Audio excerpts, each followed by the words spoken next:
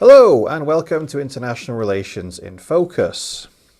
The artificial intelligence revolution is well underway, but what does that mean on a practical basis for various industries, and what consequence could it have for the security aspects of international relations? In this case, information warfare. That's what we're going to touch on in this episode of International Relations in Focus. I'm sure there'll be many more covering the various developments in AI over the course of this year and in future. Today we're going to speak to Zach Halberd. Now, he's a friend of the channel because he's also been involved in producing some of the content that has been seen and will be seen going forward on Creation Core. But as well as working in the creative industries, he's also a keen consultant and watchkeeper on what's going on in the world of artificial intelligence. So welcome, Zach. Much appreciated for your time here. Thank you. Glad to be here. So if you would mind just taking a moment just to explain to the audience kind of like who you are and, you know, what you do for a living, and then we'll go on and touch on like how AI is influencing that and the broader conversation. Sure. Well, I've been in the film business for almost 20 years now, and it's hard to believe. And I work mostly on the visual side. I work in something we call post-production, which is more on the sort of the tail end of film production. I'm a colorist and restoration artist, and I do a lot of technical consulting for clients. We use artificial intelligence tools to restore old media, old archival video, or even enhance video that was shot in standard definition. I repair clips for archival documentaries using various AI tools. And I also help companies. I do a little bit of consulting now. I'm trying to do more and more consulting these days to help companies utilize artificial intelligence in their pipelines. Whether that's restoring old media or maybe speeding up their workflow or making their workflow more efficient. I've even been helping people utilize tools like Midjourney and Stable Diffusion to build pitch decks so they can pitch projects and conceptualize their projects. And I also have a little bit of a background in the tech sector. I had a little bit of a career hiatus from the film industry and dipped into the tech sector for a little bit and co-founded a company called Quantifly. We developed computer vision models to recognize objects in aerial and aerospatial imagery so that city planners could make more informed decisions on how to better plan their cities. So it's a little bit of a tangent, but I knew that artificial intelligence was exciting, and this was like the sort of the birth of the deep learning second wave of deep learning excitement, and I kind of wanted to catch a little bit of that wave and learn a little bit more about it and see how I could develop that develop my career a little bit more into that path. So I knew that AI was the future, and so here we are in 2024, and AI is all the rage now, and I feel like I'm a little bit more prepared to ride this wave. Well, thanks for that. I mean, on that note of riding the wave, it seems that the wave is increasingly going from a ripple to a wave to a tidal wave to arguably a tsunami. Just before we delve into the actual details of how AI is going to influence not just your industry but wider economics and society and then security, I'm sure there'll be people watching this insight video who have a broad familiarity with AI, but there'll also be maybe some people who aren't quite sure what's going on. Just for their benefit, without dumbing down too much though, could you just give us an idea of where AI in general is at the moment and how and why the advances that we're seeing, if not sometimes on a weekly or even daily basis, are gathering the accelerated pace that they are? Yeah. If I had a dollar for every time my wife rolled her eyes, every time I bring up, some new advance in AI, it's just like, for those of us that follow artificial intelligence developments on a daily basis, it's kind of become a little bit of a source of anxiety for me. Because I cannot keep up. I sign up. I can't tell you how many newsletters I subscribe to. I get newsletters in my inbox every morning, and I've got a couple of news sources that I go to sort of catch the latest updates on whatever the latest research paper that's just been published that solves a novel issue that sort of unblocks whatever roadblocks of the week there are to move forward and scale this into the rest of society. It's like drinking through a fire hose. It's too much stimulation. It's impossible to keep up. And I think that anyone who works in the artificial intelligence, whether it's someone like me who's more on the user side or someone who's working in on the research side, most of us are using AI tools in order to multiplex all of these data streams just to kind of keep up. You have to utilize AI to summarize the news just so you can kind of get a sense of what's happening and what's moving in the industry. Because I'm trying to stay ahead of it so that I can offer the latest tools for my clients. But I know that there's some Discord channel out there that's just been launched yesterday that's already, using some new tool or some new combination of tools that's solving a new problem or is addressing a particular issue in my own industry, in the film industry. So I would say, like, first of all, just staying up to date with what's happening and all the latest developments is a real challenge. And that's actually what I found has been beneficial for my relationships with some of my clients, is that they rely on me to tell them what's going on. Like, what's the latest thing? Am I missing? Am I up to date? Are we really using state-of-the-art tools right now? Is there something we can cobble together with some open source tools that might address the issue that we have? So it's if you feel like you can't keep up, then I wouldn't necessarily feel feel bad about it, because even for those of us who are trying our best to keep up, it's difficult. But why does it seem to be cascading in the past year, few months, even 2024? Is it because all these research endeavors are just bearing fruit after years of incremental progress, and it just so happens that the stars are aligning in 2024? Or is it that progress and new discoveries just build on each other to create this snowball effect? Well, I think Ray Kurzweil would probably have something to say about this. He was, this is talk about like the ultimate "I told you so." Yeah, we're finally reaching to a point in compute where we have the computational resources and the power to crunch these numbers and to do these sort of things. For decades, researchers were saying, we're 100 years away. We're a couple hundred years away. And there were other researchers and folks like Ray Kurzweil that were basically saying, well, listen, all you just need is brute force compute. As soon as, follow Moore's law, follow the curve, and eventually we'll have the computational power to run some of these models and to do the sort of things that AI does now, which is true. I mean, it's been the confluence of a lot of things. GPUs, graphic processing units.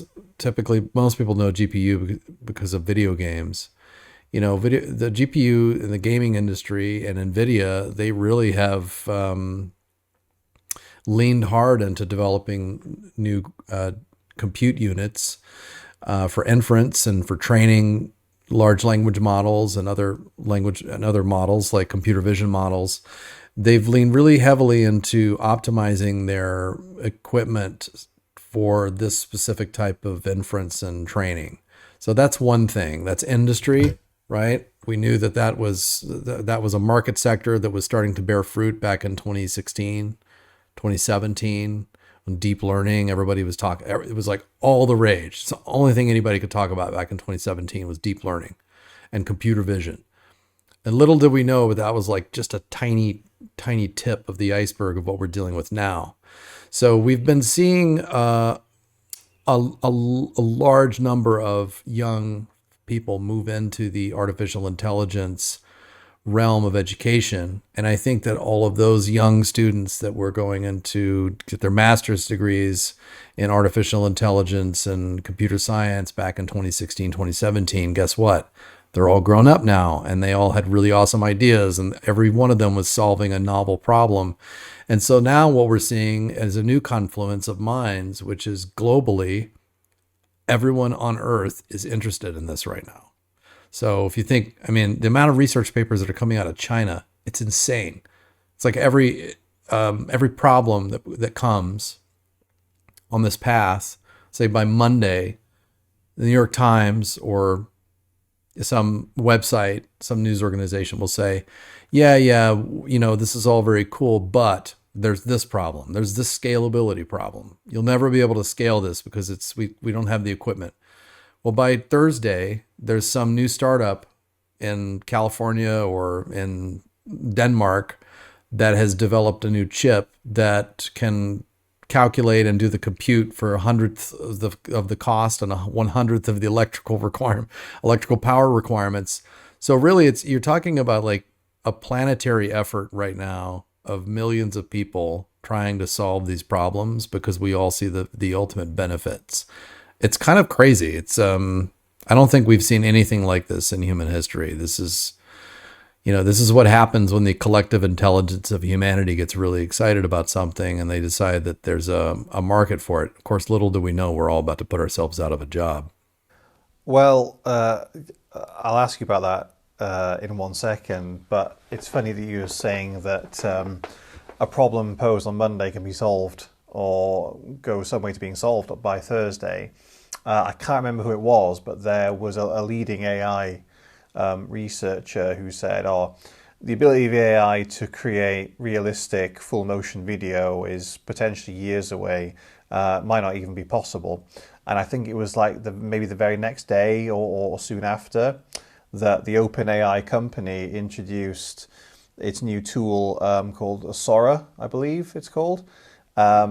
And effectively, it has the ability to turn text prompts into virtually almost photoreal full motion video, to the extent that I think the fallout from that was that one of the fallouts was, I think, Tyler Perry, the famous American comedian. He put a halt to an $800 million development for a new movie studio. And I'm sure the thinking behind that, as the thinking behind a lot of alarm bells going off in Hollywood and the creative industries, was that if anyone, frankly, using this tool can just type, some detailed prompts and make their own movies, then why do you need writers, actors, set designers, special effects, costume designers, and so forth, when you can literally just create anything from a prompt? Now, and that, I think, raises the issue of if almost photoreal full motion video, in addition to more pictorial imagery that we've had, can give rise to not just deepfakes, but also indistinguishable disinformation that is indistinguishable from reality. That's something I want to address later. But you said that your industry is experiencing significant disruption.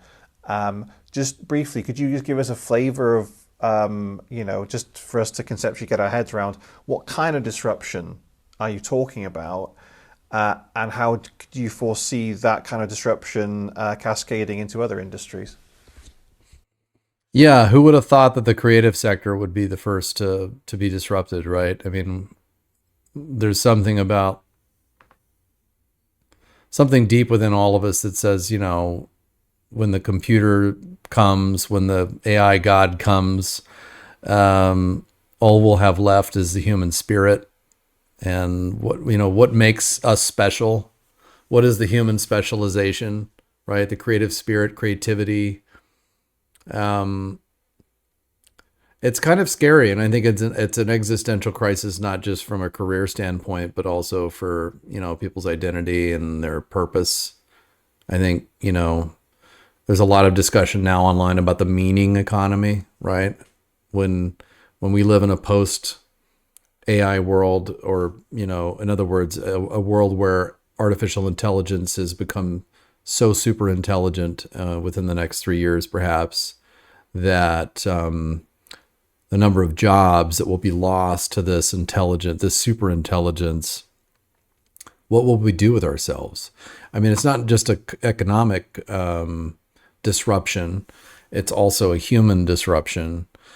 So I think it's multifaceted. I think our career, my career in the film industry in particular, I work mostly in documentary, and there is something to be said for documentary. It's a little bit like journalism, in that it's a little bit of a sacred space, and there are other sacred spaces that I think, even with the advent of a super intelligent computer system, there are some things that we may want to keep as human beings as sacred space. You know, healthcare, for example. Sure, a super intelligent being could develop a new cancer drug that perhaps cures cancer, but I don't necessarily want a robot at my wife's bedside or something if she falls ill, or, you know what I'm saying? There's like, and in documentary is different from narrative filmmaking and fiction storytelling. Like, for example, the Marvel movies, in that you can't generate documentary. Documentary is about real life. And there's actually a certain element of trust with the audience that if you get caught faking something in documentary, that's an issue. If you get caught faking something in a fiction film, who cares? It's there are certain parts of our industry that I think are not, at least they're not touchable right now. But however, that's not to say that there won't be a number of jobs that are lost. So if you're talking about the fiction film world, yeah, I can see studios just, training and fine tuning a large language model that could churn out a Marvel movie script in 30 seconds.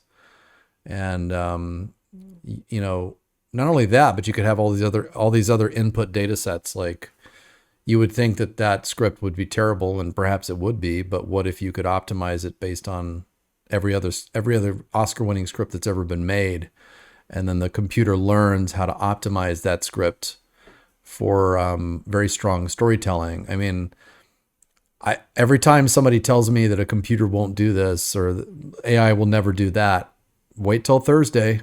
Just wait till Thursday, man. But I think it's important to recognize the sacred spaces, sacred human spaces.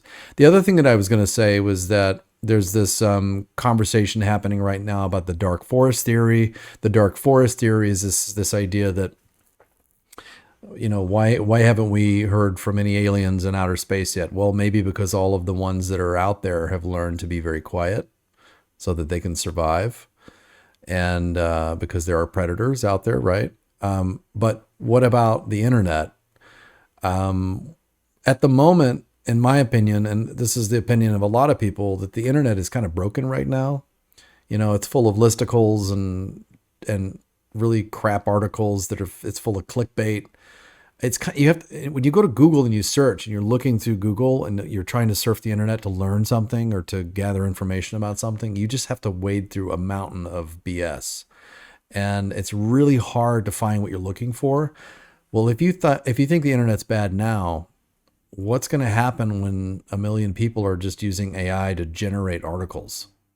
You're going to be looking for humans. It's like the human originality or the human touch. You're going to have to prove that you're human. You're going to have to prove that a human wrote your article. You're going to have to show that, because it's going to be so hard to find that information. And I think that, like, maybe in the film industry, we need to be having that conversation right now about the type of art that we create and the relationship that we have with our audiences, and whether or not the audience is going to want. I mean, we've just went through 15 years of Marvel movies. I think people are kind of burned out on the sort of the generated scripts, So I don't know. That's kind of a roundabout way of answering your question. I'm not sure if I actually answered all of it, but well, I think to an extent. Well, you did from the perspective of the creative industries.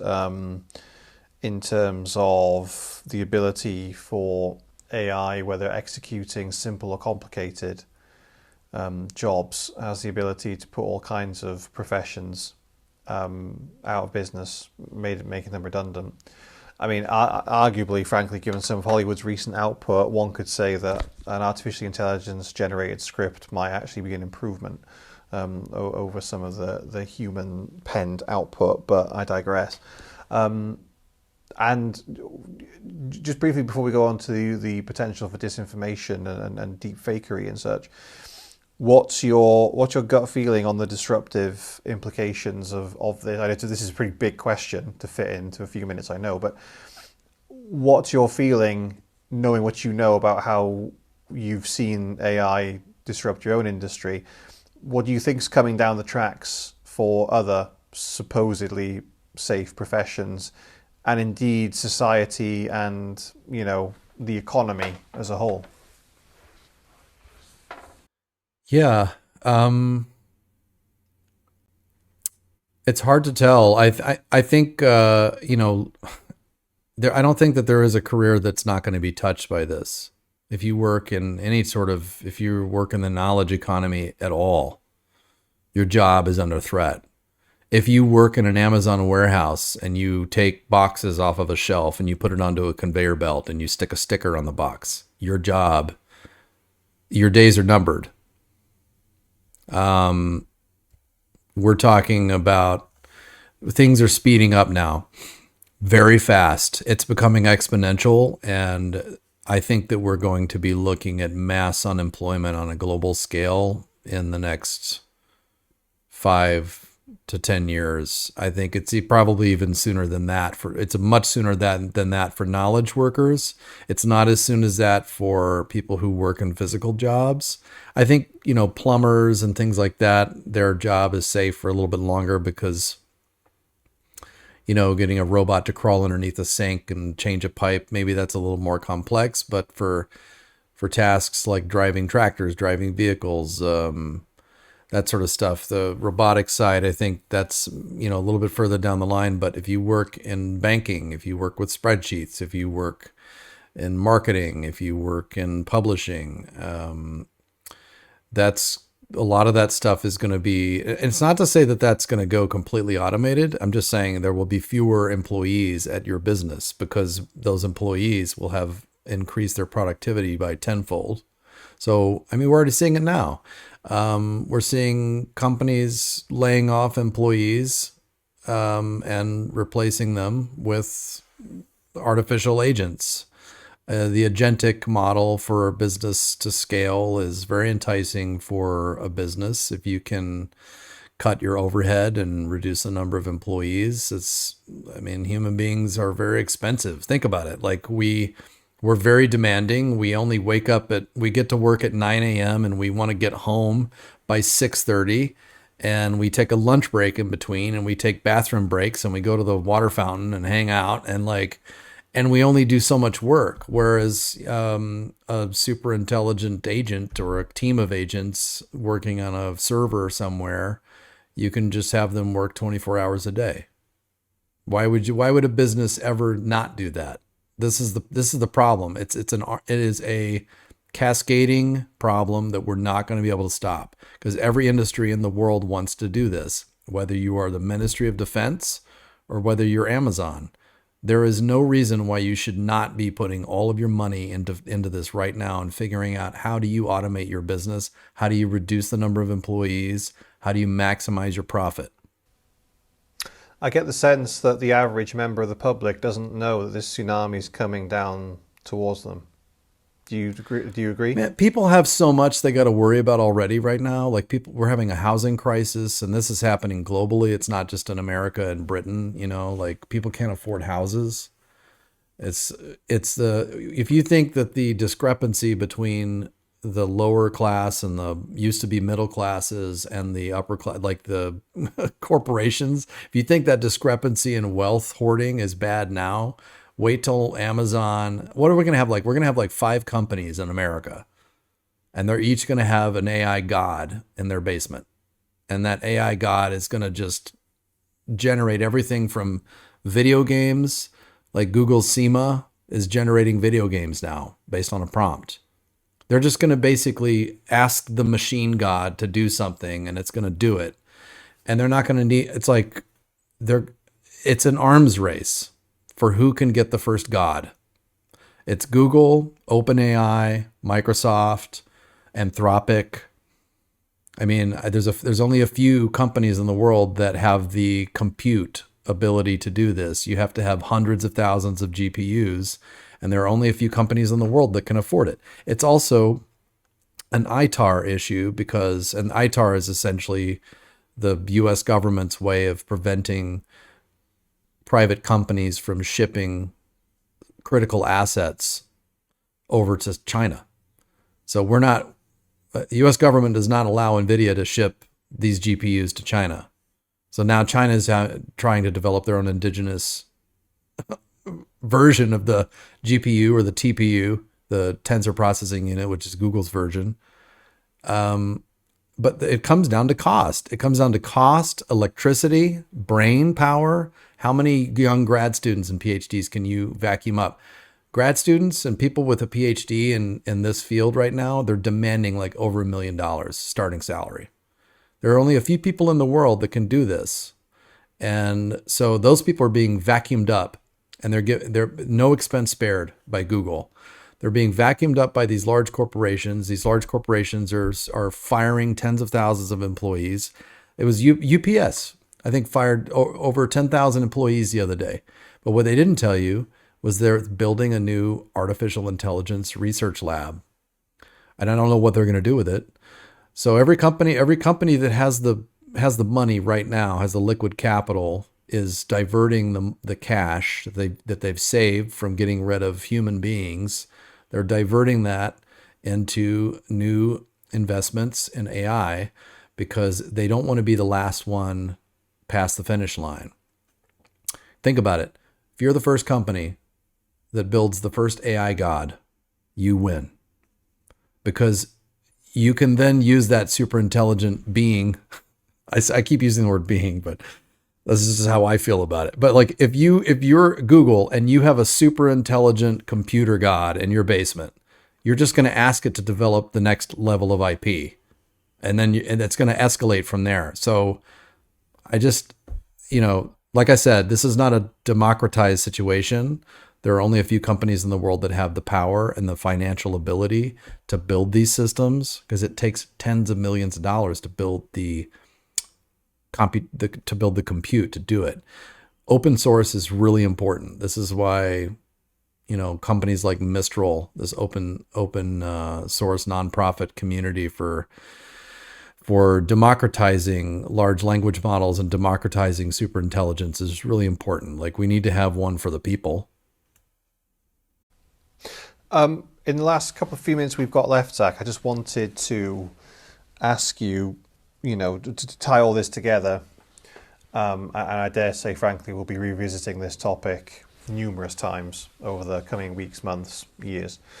But I mentioned previously the potential for disinformation virtually indistinguishable from the truth. You said that you primarily work in documentary and that that has a journalistic angle to it and that there are sacred spaces and so forth. But, what do you foresee as the I'll put it this way, the dangers are clear of this, that someone could use something like Sora or any of these imagery generating software to create, fake news. It could be, the president of the United States basically saying he's going to launch a nuclear weapon at Tehran or something like that, or has discussed doing so, and then that blows up in a diplomatic crisis based on nothing, on that is completely fictionalized. As one example, or something that solicits kind of like street protests. We saw it when Israel was wrongly accused of bombing that hospital in Gaza, and before it could be refuted, there were protests spread around the world. The dangers are obvious. Even before we had the level of technology that AI can use to generate photorealistic imagery indistinguishable from reality. What kind of safeguards, if any, do we have against this? And I appreciate that's a big question to answer in the next 2 minutes, but I dare say we'll come back to this. But I just wanted to end in what protections potentially, if any, do we have against the disinformation threat that AI can potentially generate, taking that stuff that could be used in the creative industries for fictional purposes and entertainment, but using it for nefarious purposes in the information warfare space? Yeah. Well, quickly, I'm currently working on a project which I don't want to name names, but it's with a major academic institution and a researcher and a filmmaker in his own right. I'm currently collaborating with him on a project for a lab. We're trying to generate fake archival using the tools that are available to us now, which is namely Runway and Pica Labs. And I'm trying my best, and I can't quite get there. I can't quite make something that is fake, that is realistic looking. But like I said, wait till Thursday. Sora is the one that everyone's waiting for, although the sign up list it's invite only. And so we're not quite there yet. I think the compute required to generate it costs a lot of money, and it's very difficult. So it's not like next week everyone's gonna be using Sora to generate a fake video about Donald Trump or something. The safeguards, well, I know that OpenAI and Google and Meta, I know that they have, what do they call them? Red teams or something like that. They have teams in place that are trying to figure out ways of authenticating video and still imagery. So, for example, maybe there's a requirement that, if you're going to generate video with Sora, that embedded in each pixel is some type of a watermark. I think that there's been there's been a few ideas floated around about this. There's also the idea of, I invest in Ethereum, and I know that there's been talk about, say, the New York Times, if they publish an article, that they would mint that article as an NFT, so that it's on a public ledger and it's encrypted. And so, in other words, it has a stamp of authenticity so that you can always validate whether or not a source of information is true or not, or you can validate its source. So there are the Journal of Information Warfare, there's an article coming out that was recently written by an academic by the name of Williams Cole, and that I think it's going to be in their next edition or next issue. You might want to keep an eye out for this name and that journal, because I think he goes into a little bit more detail than I certainly can, because that's his realm of expertise. But I would say watch this space. This is a very exciting and scary topic at the moment, and there are a ton of people working on it. And like I said, it's even as a filmmaker and as an archival restoration artist, it's something I'm working on too, because if I have the ability to use synthetic means to repair an archival clip that is damaged beyond repair, that's of a professional interest to me. But it's also very concerning in that, well, how do I know that the archival that I'm getting, this, Super 8mm footage or 8mm footage taken from the grassy knoll in the 60s, how do I know that is real? And how can I authenticate its source? And if you think that just going back to the source tape is good enough, imagine a state actor that has someone working at ABC Archives, and they have the ability to write that synthetic clip to a U-matic or a VHS or a Betacam tape and save that in the archive, so that when future producers or filmmakers or ABC wants to pull that tape and digitize it, guess what? It's not real.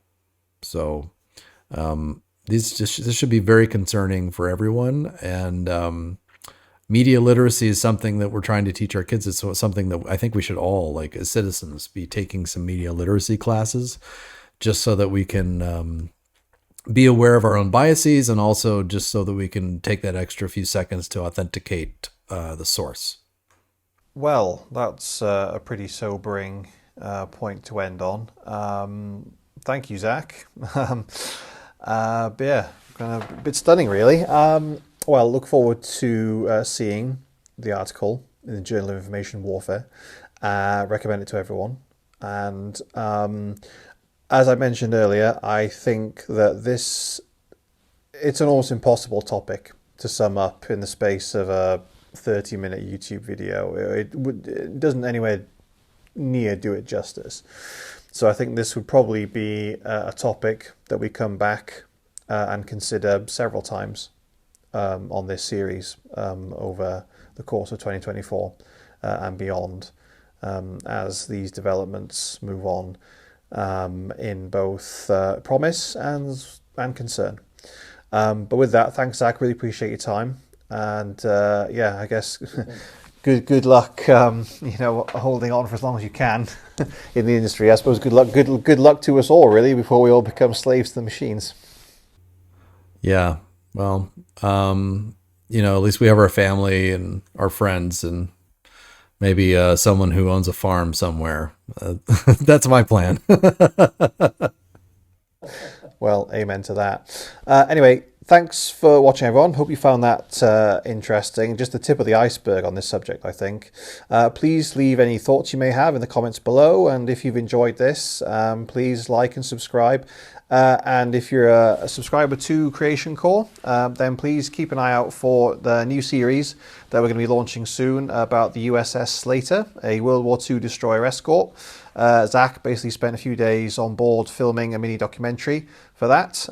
So yeah, stay tuned, and we're looking forward to seeing what people think about that as well. Until next time, thanks again, and catch you soon.